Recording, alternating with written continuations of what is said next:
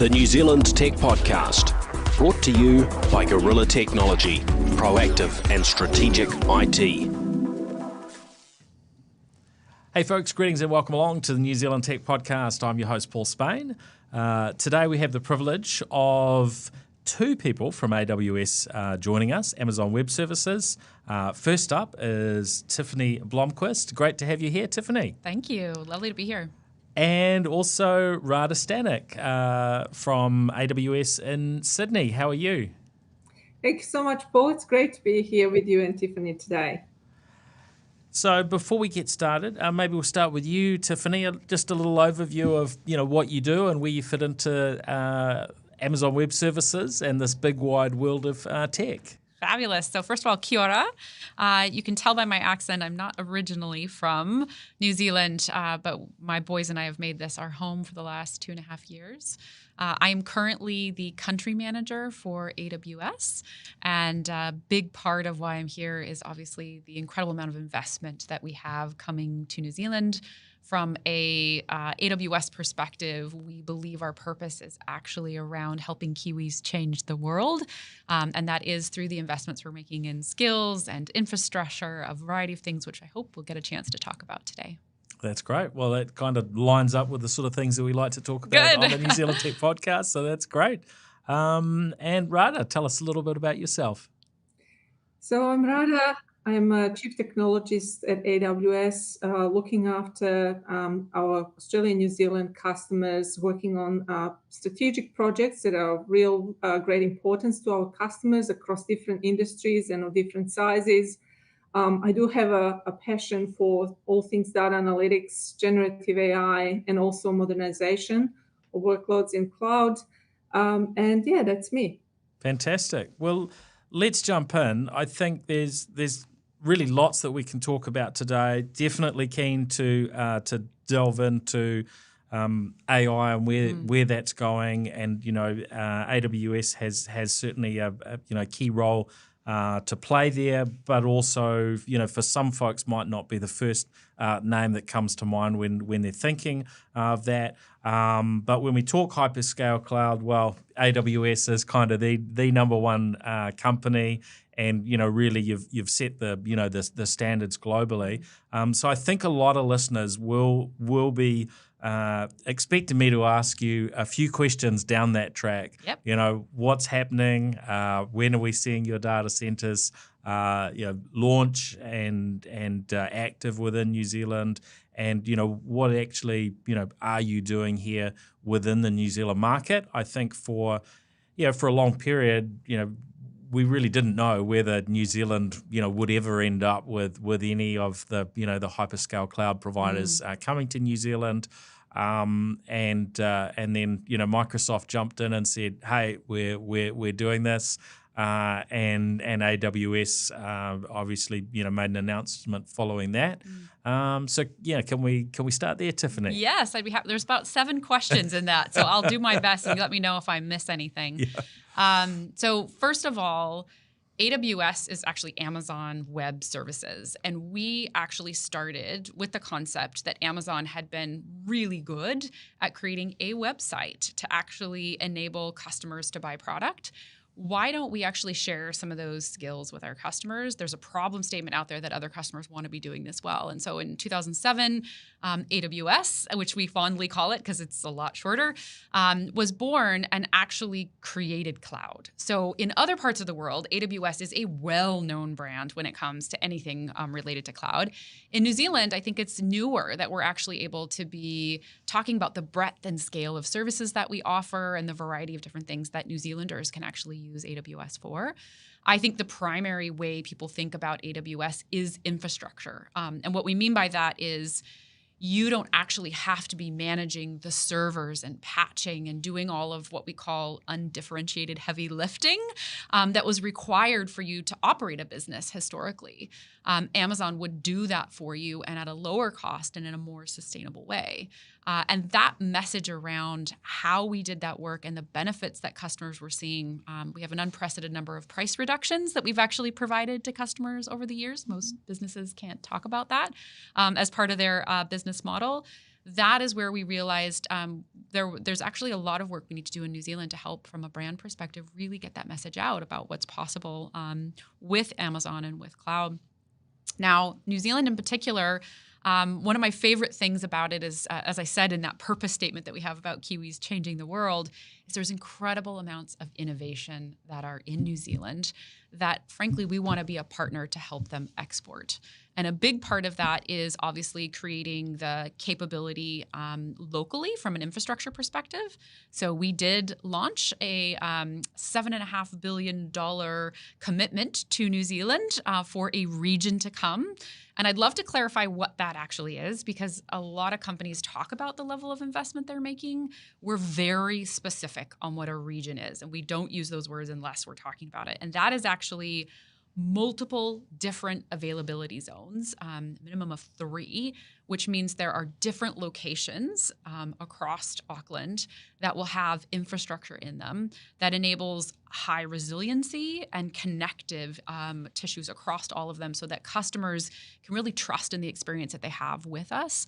This isn't one data center being spun up. This is actually a level of investment that's pretty significant. These projects are complicated to get done, and they are a significant level of investment, but that is what we have committed to New Zealand, and we are absolutely still committed to bringing that.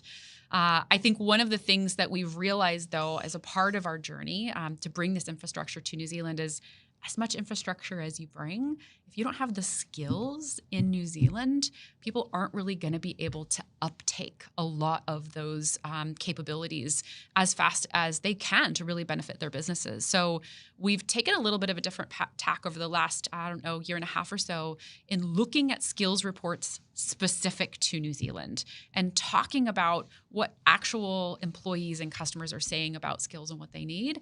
And what we've realized is we also needed to make a pretty significant level of investment in skills, and we can talk about that a bit later as well, in order to ensure that when we bring all of this fabulous infrastructure, we've got the skills for it. Doesn't mean we're not still investing from an infrastructure perspective. We have a variety of different services that we've launched. You may be aware that we have a power agreement with Mercury, where we're actually investing in their Turatea wind farms and actually sourcing all of our power directly from them, which is differentiated than just buying maybe energy credits, because we're helping them create the next new energy projects that will create even more power for New Zealand. And then last year, we actually also launched our local zones, which is an ability for Kiwis to actually have access to single-digit millisecond latency for very key workloads like 5G or some of these environments where you may want to have a little of virtual gaming creation that we've seen a lot of customers interested in. So a lot is happening. A lot of investments are coming to New Zealand. We're still committed to those investments, and there have been quite a few that are happening along the way. So, talking to the sort of timeframes, what can you share on that front? Yeah, what I can tell you is that we are committed to bringing the infrastructure to New Zealand, and that we are constantly looking at communicating around when the actual timeframes are. We're careful around what we say about the timeframes, though, because what we want to ensure is that, one, the infrastructure here locally shouldn't slow down any customers from adopting cloud. We have quite a few customers that are actually leveraging our Singapore and even our US West and mostly our Sydney data centers, as well as Melbourne. So we have a variety of infrastructure already available for customers today, and we don't want any of these new investments slowing down the amazing benefits they can already get from cloud. And then two, we know that IT projects take a lot of planning and attention and time, and so we want to be really careful about when we actually communicate the dates that it will come. So hopefully we'll be able to come out with more specificity around time frame, but it is still something we're expecting to have in the next coming years. Okay. Was that a couple of years? Coming years? Coming years. Okay. Yeah. And I mean, we've seen obviously some of the hyperscale data centers sort of being built and so on over the last couple of years. Are you able to talk to infrastructure that's appearing in Auckland and, that's being being built right now, whether any of that is yours or whether that's still, hasn't actually started yet. Can you give some clarity? Because I New imagine some Zealand and listeners Auckland are in kinda, particular is a pretty small place. Yeah. One of the things that we're really careful about, though, from a privacy perspective and security perspective, is not disclosing the location of any of our data centers and not talking about the status of any of the construction of whatever those may look like. What we can do, though, is we've arranged deep briefing sessions with particular customers and partners to help them understand what does a region actually look like, how do the availability zones work, what type of services come at launch. So we are doing briefings with customers to help them understand the more nuanced infrastructure architecture that comes together around that. But we're not walking someone down the street and saying, look at that pretty thing. Like, that's part of the way that we actually ensure security. Yeah, I mean, I guess there's a level of that's, security by obscurity, because realistically, usually you can work out who owns what and where it sits, right? And I think I think it was, Auckland Council that revealed, resource consents for, what was it, draining some wetlands or something or other. So, you can't really kind of completely hide, can you? No, but we don't want to hide. I mean, actually, being able to have people interested in our region and talking about what's coming and us continuing to commit to that coming to New Zealand is very important. And we know it's really important in terms of the level of investment. So this region should continue to be talked about because it's $7.5 billion. It's supposed to create 1,000 jobs for people. And so we take that commitment to New Zealand very seriously. We don't make that lightly. And that is something that we will be bringing to New Zealand. And how does that break down when you sort of talk about 1,000 jobs? A lot of this infrastructure is designed to run as autonomously as possible. Yeah. But then there's also, a flow on from these sort of investments in other areas. So absolutely. What does that look like in terms of those jobs? Yeah. So obviously there are jobs that are created simply to secure, maintain, and run the data center for sure. In the lead up to construction, though, there's a variety of different jobs that are created to actually do some of those activities as well. I would also say when we have a presence in New Zealand, like we do today, and we're growing, we also can find additional ways to add value from a New Zealand perspective. So we actually have additional teams in New Zealand that are based here that are growing over time. One in particular is our engineering support teams. So these are individuals that actually provide support to U.S. customers because of the time zone overlap. So we've got a growing contingent of employees that are actually supporting not only New Zealand customers, but also U.S. customers. As well, we have some research and development teams that are based here. You may have heard about our partnership with Vector, where they have been working on a software platform that helps to look at the way energy is actually managed across a grid. They have a product called Diverge from VTS as a subset of that. We've actually invested in them, and part of that was actually hiring engineers here on the ground to actually do some of that work. So the region is an interesting and compelling event and very exciting, especially for customers that care about regulatory preferences. But it also, that announcement and that investment also means that other opportunities come up in working with customers, and we can expand the number of jobs we're committing to the region.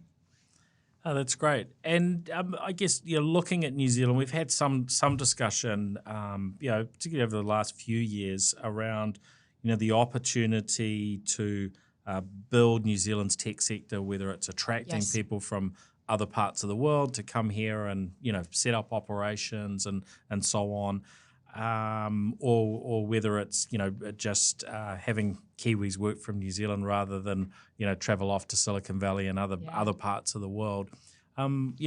What do you see that opportunity being for New Zealand? You talked about R&D and engineers being based here. What are your thoughts on what that potential is? It sounds like you're mostly talking at the moment, maybe not, big teams being established in New Zealand, but more sort of work from home, engineers, which I guess could happen in any country. What do you see the sort of bigger potential for New Zealand and AWS?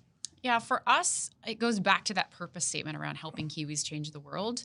And what we've seen is that many Kiwis have innovative ways of looking at problem statements and they've got these fantastic ideas of what they want to see come to fruition. And that idea needs to be built out into a product. And one of the best ways that we can see New Zealand thrive is actually by getting that product to be a technology that can actually scale. Because then you're not just selling to New Zealand, you actually can sell to the entire world. And as you see now, while we still have agriculture as the primary industry, the second industry is really tech. And that means that when we invest in the skills to Kiwis, we enable their great ideas to be built into software that can actually scale. One of the largest jobs that I have is actually coaching and mentoring and working with customers around what does it mean to take your product and scale it far beyond the shores of New Zealand. It doesn't mean we shouldn't be investing in New Zealand, 100%, but think what that level of investment when you can scale your product to the world brings back to Kiwis every single day. And then it creates jobs, and then it creates communities, and then it can create even a better brand for New Zealand on the global scale. So a big portion of my time is investing in those companies to grow those brands and help them sell overseas, but also grow their products around the world. Rada, I'm curious for your perspective on this and this opportunity for New Zealand to grow our tech sector, and with you being based in Sydney, you may have a bit of a view on how's New Zealand doing if we were to put ourselves sort of competing with Australia. We like to say that we punch above our weight in varying areas as a country. But of course, Australia is a much bigger country, a bigger economy. And most of the, if you look at the organisations, there's often much larger organisations in Australia in varying ways, whether it's tech or other sectors. How do you feel, we're doing as New Zealand, and what do you think we could be doing, to compete better on that global stage? So I think, New Zealand is doing really great. And it's not just a statement, but there are data points and anecdotes and customer proof points that we have to support what I'm saying. Like Tiffany was saying earlier, we're truly building this distributed cloud infrastructure. With Sydney region, Melbourne region, Auckland region is coming up. There was a launch of Auckland local zone for those, ultra sensitive workloads. We are providing customers with what we call customer experience in an on-premises environment as well within their own data centers. So there is such a choice in terms of infrastructure, and I believe that New Zealand businesses are taking advantage of that and building and innovating. It's interesting reading this exciting report around accelerating the AI conducted by our partner, Access Partnership. We've seen actually that more than 90% businesses in New Zealand are, for example, looking to adopt generative AI in the next 5 years. And what I found really fascinating is that it's also cross-generational. So also close to 90% of workers, of employees, are also looking to build in generative AI in their day-to-day jobs. And what is exciting, I think it's also looking at Gen Z, millennials, boomers. That figure doesn't change very much. So everyone's excited about the prospect of that. And you asked me to contrast that with Australians. There was one small stat that I saw in the report, which actually says, for example, in New Zealand, with boomers specifically, they are more keen to embrace and take generative AI in their day-to-day jobs than, for example, in Australia. And I do work with some of the New Zealand, great businesses as well, and I do not see, like much of a difference. Innovative businesses want to reinvent themselves. They want to cost optimize so that they can innovate more. And I really see some exciting customer use cases emerging, which I'm sort of happy to talk about, whether it's generative AI space or other areas. So I don't see New Zealand as lagging at all. In fact, pushing the boundaries and innovating on many fronts. And there are data points in the report as well to support what I'm saying. Okay. Oh, that's really really encouraging to hear. We do like to keep up with our Australian friends, shall we say? We A little definitely bit of competition don't there. like to be falling behind too far. Now, sort of, I guess delving into this journey to the cloud, I'm keen to explore it a little bit more. And I guess I have a range of conversations with organisations at different levels.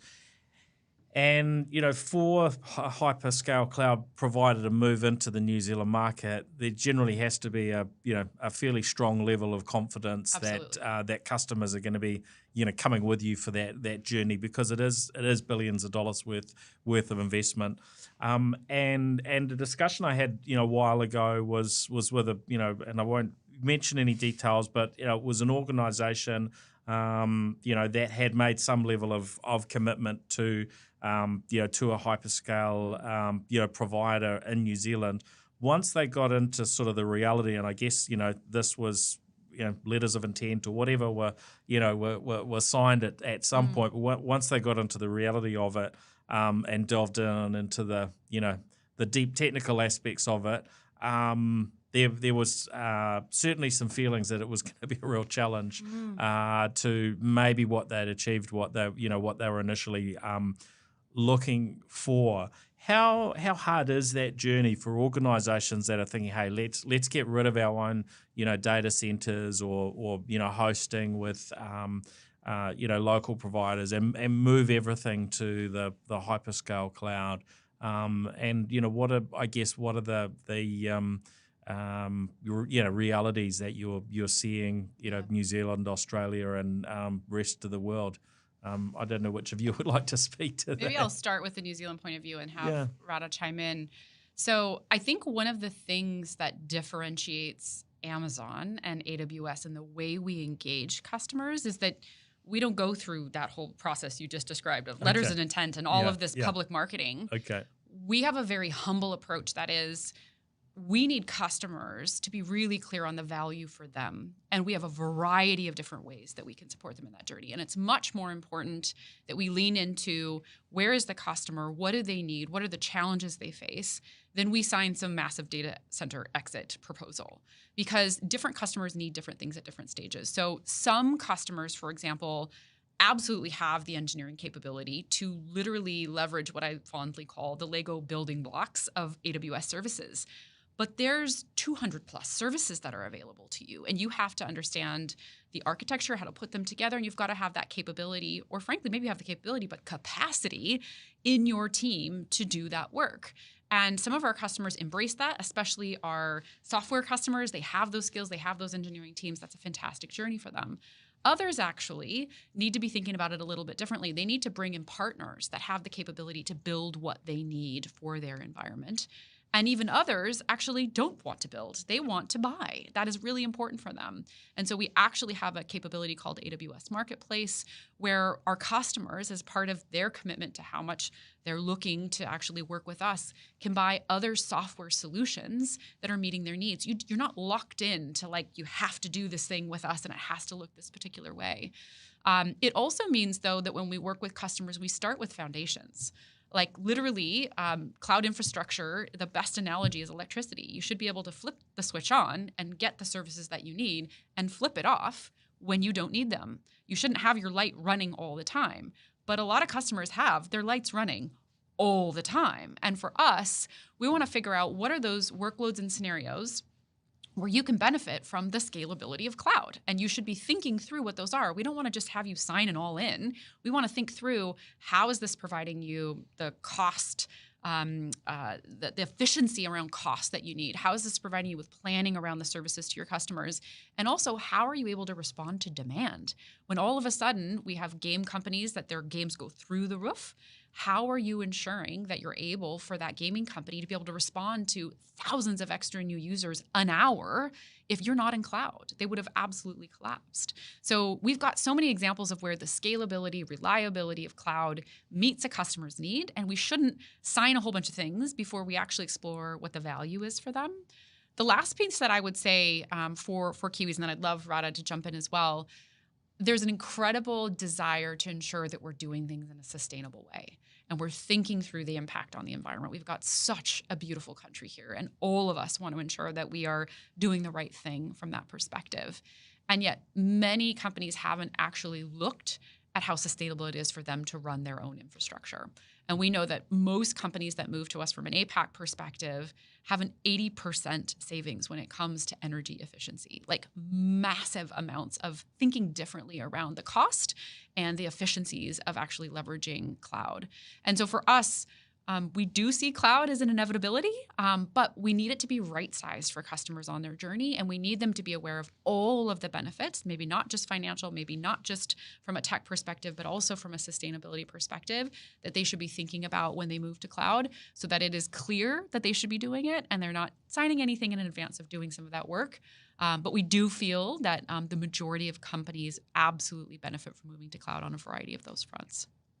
Radha, do you want to add anything to that, maybe with an Aussie perspective? Or Yeah, definitely. I think, a couple of key things that Tiffany mentioned there. It's like we always do what's the right thing for the customer, and that may be completely different things due to the nature of their business, how quickly they're able to move, the skills they have. And as much as a technologist, I always am drawn to a technology aspect of something. A lot of it, in that whole move to cloud, is also influenced by the people and process side of things. So we not only provide, all these services and building blocks and the platform that's secure and scalable and resilient, but we also provide them with things like our cloud adoption framework, which guides them depending on the levels that they are at, how they can progress their journey to cloud.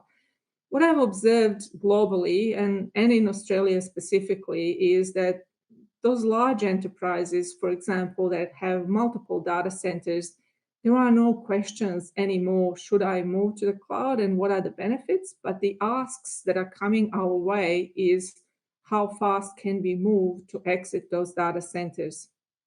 And then the conversation becomes, it's actually fascinating to watch different sides of business. Let's say the companies that have legacy mainframe applications. And then they're also building new and innovative capabilities around AI and data and so on. The conversations become, okay, how can we take those legacy applications that are running in your data centers and perhaps just move them to cloud infrastructure? So we're not going to make major changes because it's complex. We can't find skills to unpack it all. So we'll just move what we have with the smallest possible changes to cloud to start taking advantage of cloud. But then on the other hand, with some of the newer applications and workloads that they have, let's see how can we build those to be cloud native and microservices based. So we have everything in between. But the common thing is there really aren't questions anymore as to why should I go to cloud, and security and resilience aspects of that have been answered. So one aspect, one end of the spectrum is those businesses with legacy workloads and applications, like I mentioned, mainframe. But what is also, even more exciting is those businesses born in cloud. I mean, we touched on AI, and I'm surprised that we haven't jumped into generative AI already, because that's the tone of every meeting and conversation these days. So companies like Leonardo AI, born in cloud, building generative AI applications that wouldn't have been possible to be built without the scale of cloud. So building something where you can process 4.5 million images a day using innovative technologies like AI and build an entire business model around that. So that's sort of some of the trends that I am seeing, and I can tell you that I am answering questions of this nature: is cloud secure? Is cloud resilient? Less and less. And the questions that are presented to me and my fellow Amazonians is, how fast can we move? Let's unpack this particular use case and workload and see how do we transition this in the most optimal way to the cloud. Those are the questions that I'm being asked, I guess. So that's the perspective I can share from global and Australian angles. Yeah, thank you. Now, you mentioned mainframes, and this is probably not something that we most of us spend our time thinking about, every day. What about the mainframes? But we do know that in banks and other large organizations, there there are still these systems that they often haven't figured out how to get them off their mainframes and onto more modern platforms. And I don't know what that journey is when we can smash up all the old mainframes and so on. And there's still that demand for COBOL coders and programmers and so on. So there's some of this old stuff is still sticking around. So what can you tell us around is this frame stuff going away, and if it is sticking around, what can you do with it in terms of being able to put it into the cloud? So it has been proven. Large enterprises have moved their mainframe workloads to cloud. It's been done a number of times. You mentioned a shortage of perhaps COBOL, programmers and expertise, and that's why we have some of the partners that have built their businesses around helping companies move mainframe from on-prem environment to cloud. So there are those specific niche skill sets, some of which we do have it in AWS, but we scale it through our partners.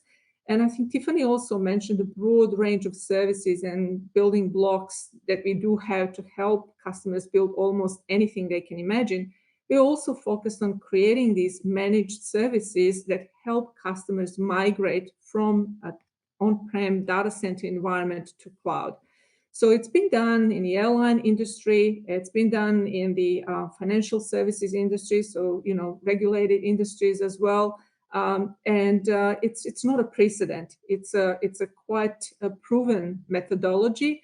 And again, the questions that I'm living through the projects at the moment, where how fast can we move? And perhaps we, as a business, our customers are telling us we will not have time, or we will not have all the money to just modernize that mainframe workload and turn it into cloud native.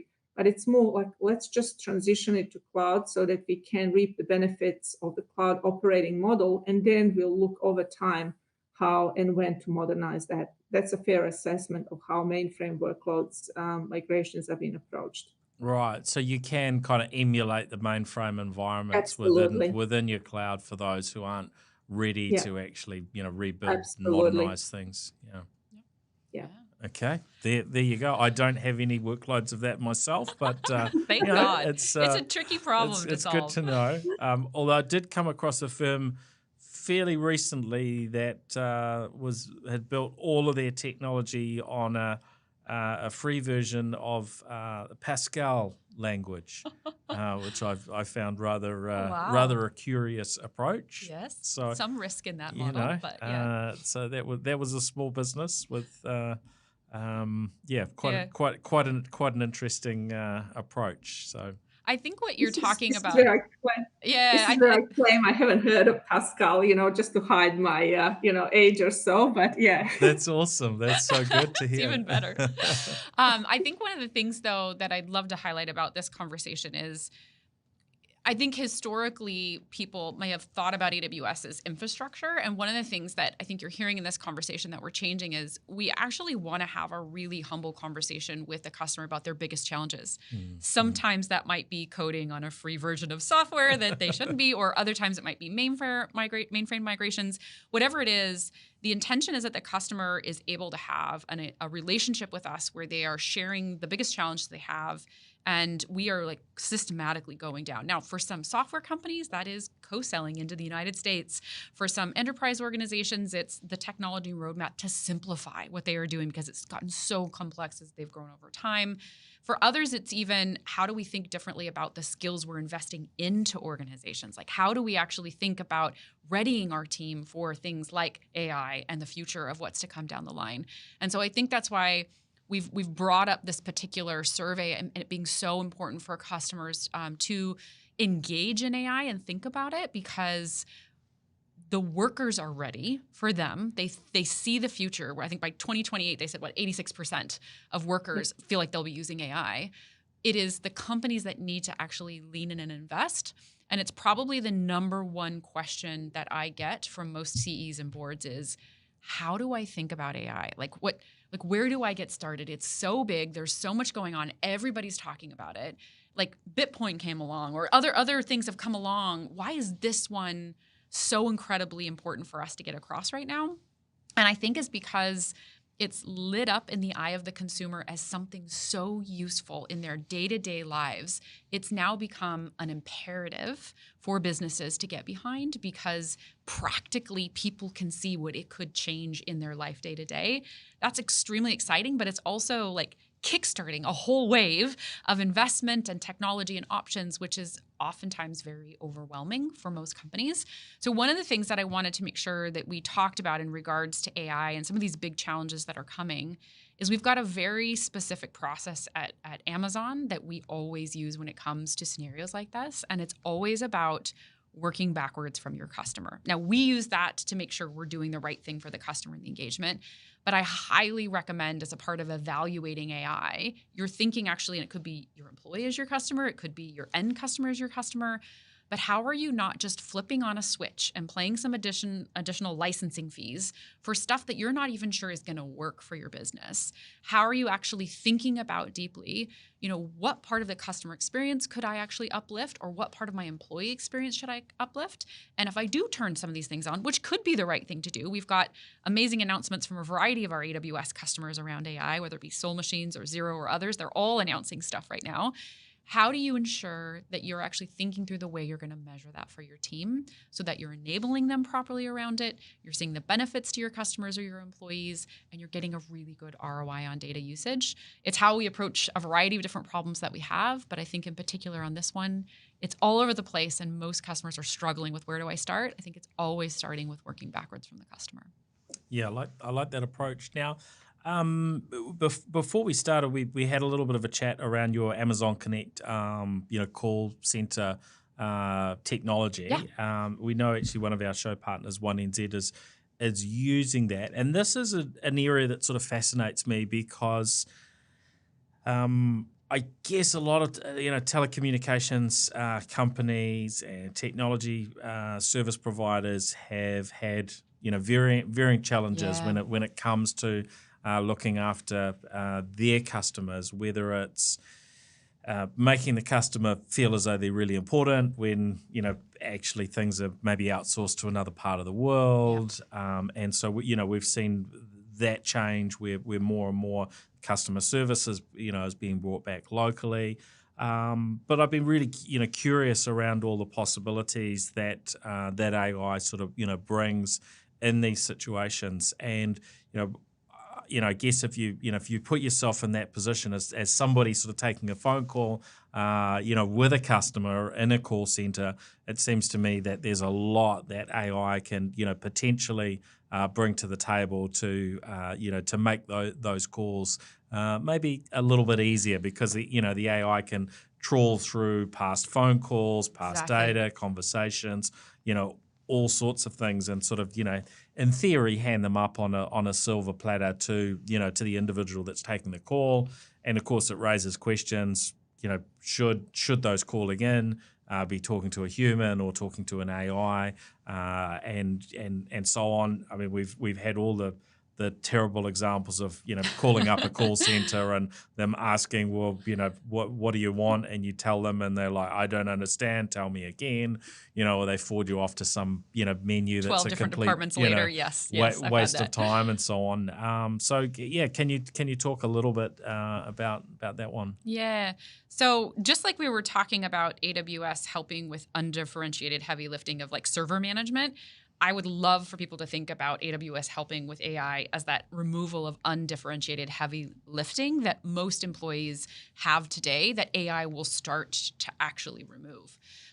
Now, we're in the early days of figuring out the best ways to do this from a cost perspective, because you can build a massive large language model and use the best of the technology, and it will cost you, but you can also scale it down and do it in a really efficient way.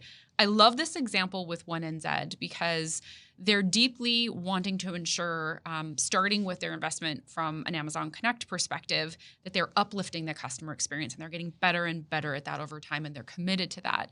And they've seen AI as a way to actually differentiate the engagement that they have, but they've actually realized there's not one solution that they can just slap on this. What they actually need to do is figure out how they really uplift those call center agents. So what they've done is they've actually created several models that they're putting together to actually give the agent the most amount of information that they can in that experience with the customer.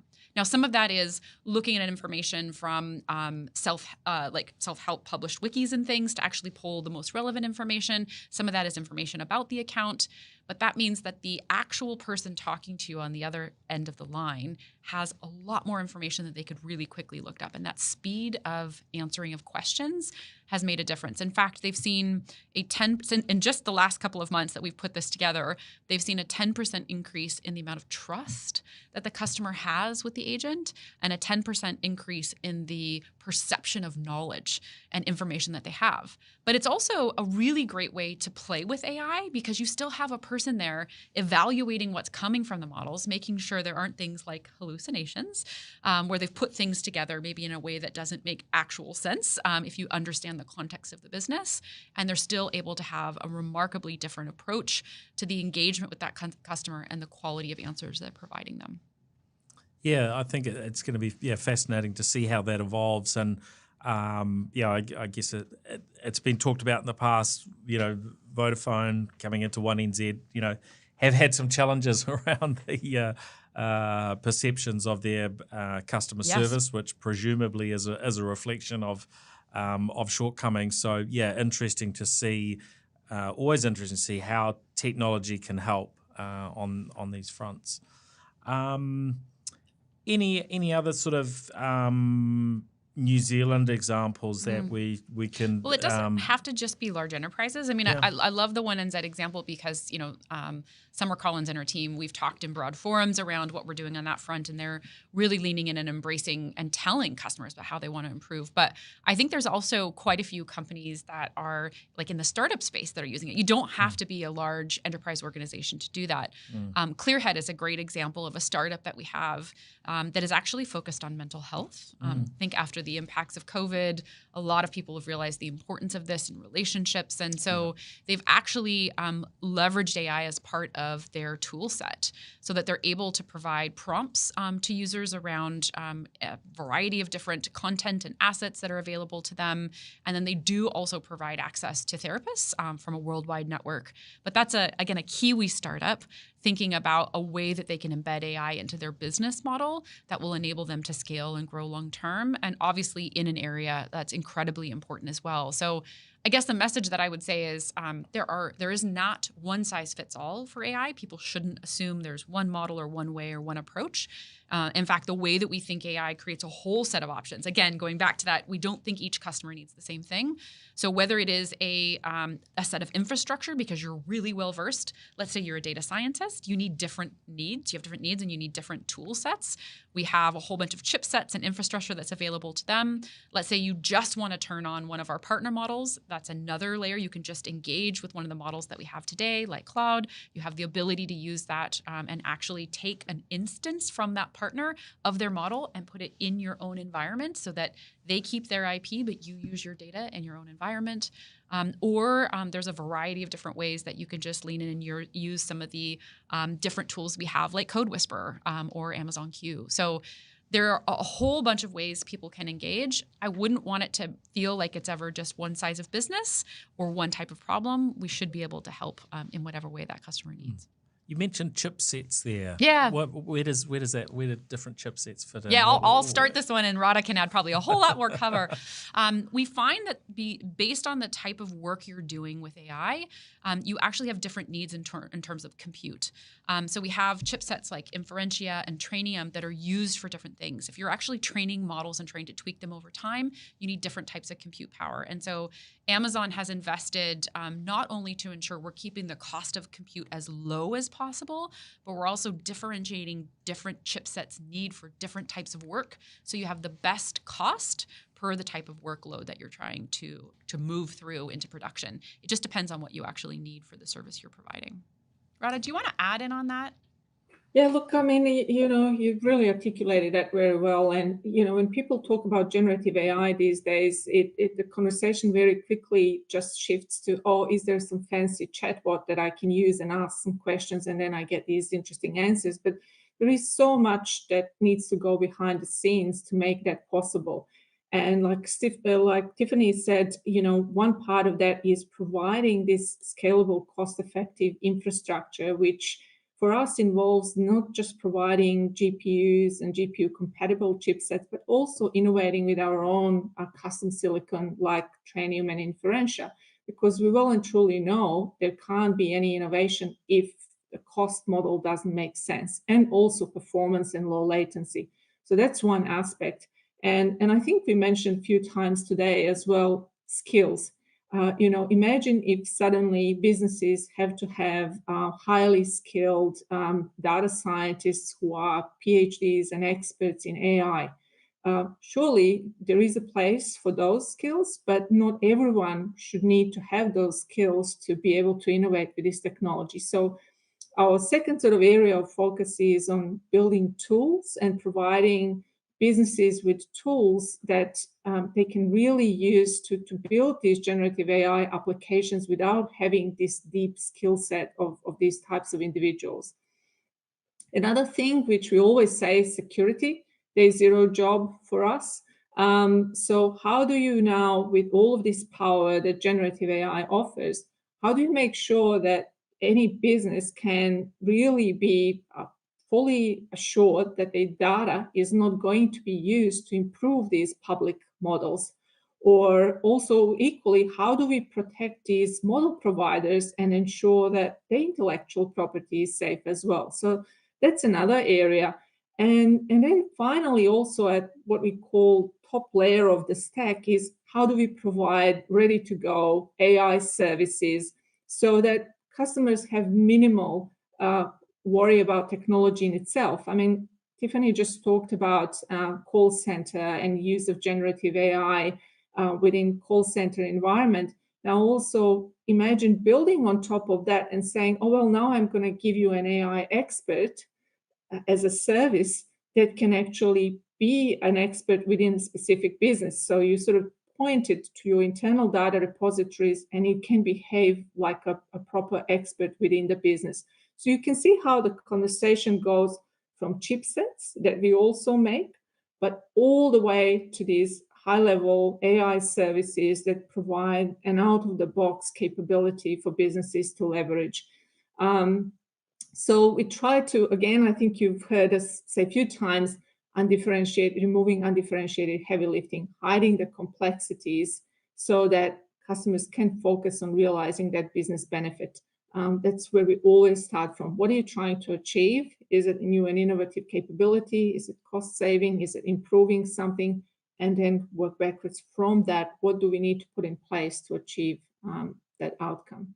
Which is why we can have customers like those who are creating their own large models, like I mentioned, Leonardo AI or LG AI Research has created their own foundation model, but not everyone will do that, especially maybe in New Zealand. Lots of businesses who just want to say, I want to leverage scale and security of cloud to just create my own innovative applications. And I think we discussed 1NZ. Zero is a fabulous example of doing just that. And there are some in Australia as well. In a girl, I always like bringing example of Adore Beauty, summarizing, customers' reviews of products and providing greater insights how one product is kind of stacking up against the other. So it doesn't have to be something mission critical. It can be something very simple, but it adds value to the business and the end user. Now, when we look at the New Zealand market, we've got large and small organisations, and every variation in between. Some of these are very small, just an individual person is the business, right? And often having conversations with with some of those that are in smaller businesses, trying to work out where should they leverage AI within their business. And of course, there's sort of off the shelf, things like ChatGPT, Copilot, and I'm sure AWS has things that sort of fit into that space as well. So there's that sort of tool. Then there's specific platforms they might be using, like Xero, which is over time been building in varying levels of AI, be it to scan receipts and save you having to manually type bits and pieces in there, or ingest invoices, to some of the newer stuff where you'll be able to kind of have a conversation with Xero and fire your accountant. No, the accountants don't want to hear that. But that ability to be able to have these conversations with with a platform, or for that platform just to do heavy lifting for you that maybe hasn't been able to do in the past. So I think Xero is one of your customers. Canva is another one of these kind of tools that's often used within the small business, and they've moved down that AI track. Is that kind of the direction that small businesses should generally be taking, as looking at those off-the-shelf type platforms that are incorporating AI, or should they have a bit more ambition around looking and doing more with AI? Any thoughts on that? Yes, I do. Don't underestimate some of these small businesses, my friend. I was actually at Canterbury Tech doing a keynote down there, and one of the examples I gave was of a company that is actually leveraging, a small company, brand new startup, leveraging facial recognition for sheep. Because it's very important for farmers to actually understand which of the ewes has how many lambs, and then to use that data to actually think through their breeding cycles. Okay. So like the application of technology, and that's like literally using facial recognition with machine learning behind it, like all that stuff is so pervasive that I think we're thinking about AI as a separate thing on its own right now. That's its own thing. It's just going to be in the products that we use. It's just going to be in the experiences that we have. Yeah. So what I think I would deeply recommend any small business do is know what is specific about the service that you provide that is your unique IP, your unique special factor, whatever that is core to what you do. Figure out how you leverage software and technology to amplify it, but stay true to that core and keep learning. One of the things that I definitely have to land in this conversation is the amount of information and training available on AI is massive right now. I mean, AWS just has a foundation in putting a lot of skills out there. So there's like 600 free training courses you can take with AWS Educate today, or you can use our AWS Skill Builder if you want to do little tiny bits. But we launched a whole AI Ready program, which again is free content for people to learn about what types of scenarios AI is meant for. I just think it's going to be ubiquitous. And so the more people understand and aren't afraid of the concept or seeing it as this weird, scary, big thing, the easier it will be. At the end of the day, though, it is about data. It is about organizing your data and understanding your data well enough to be able to put it together and create an outcome for a customer, for an employee. That is one of the number one structure pieces that organizations are working on right now. So even before some of them can start doing AI, they've got to get organized in where their data sits, how it's structured, how it's governed, how their operating model actually supports that. So I think while people might feel they're, quote, behind in the AI game, most people are investing in truly understanding that data, how to leverage it. So one, get the skills. There's a ton of free stuff out there. We've got tons of it that's available, and people should be leveraging it. And then two, figure out what is unique about your business, that data that you're going to hold, how you're structuring that so that you can leverage it later on down the line. A great example of AI and ML, we've actually been using it for 10 years as Amazon. If you think about the ability for us to ship products anywhere around the world in a matter of weeks, and in the US, it's days. It's literally like 2 days. The only way that we can actually understand demand for product and forecast it, the majority is done with AI. It is just seamless to the customer, but they get an amazing experience by getting that product when they need it, having it ready in a fulfillment center that's near where they live. That will just improve over time as more and more companies see it as ubiquitous and embedded in versus something that's just an add-on or something that's separate. Lots there to. I know. Lots sorry, lots I'll stop there. I won't keep going. We're probably out of time, and I know there is definitely more that we could get into. Is there probably anything that you can point listeners to in terms of really any resources or tools that haven't been mentioned already that you think, oh, this is really important. Maybe we start with Radha. Radha, is there anything you want to share? So, I mean, it covered it really all. I think one of the biggest things for all of the customers of all sizes and industries is some of that training, and the platforms like AWS Skill Builder, where we provide sort of persona-based training. So whether you're an executive or you're a developer or you're a business analyst, you can pick the training that best suits your specific role, and I think that's key. And the second thing I would say is for anyone who is really serious about generative AI, people think that some of these large language models, that they are magic. And the reality is they can only be as good as the data underneath. So I think businesses focusing on perhaps building their modern data platforms, looking how they govern the assets that they have, how they prepare them, clean them, and have them ready for use by AI is something that's not that well understood, I would say, because that is going to guarantee the ultimate success of generative AI. And we do a lot of, free training also in person, virtually. You will see us advertise every now and then announcements for all sorts of immersion days and hands-on workshops and enablement. So we really invest in educating community and customers at large so that they can focus on what is it that I'm trying to solve, and then we sort of help them solve it. Yeah. I'll just, beautifully said, I'll just add on, there's also a bit of a Kiwi flavor in here. So one of the things that we do as well, there's many courses online available. Anyone can have access to that. We also realize that there are times when people really need to invest in the communities that they operate in.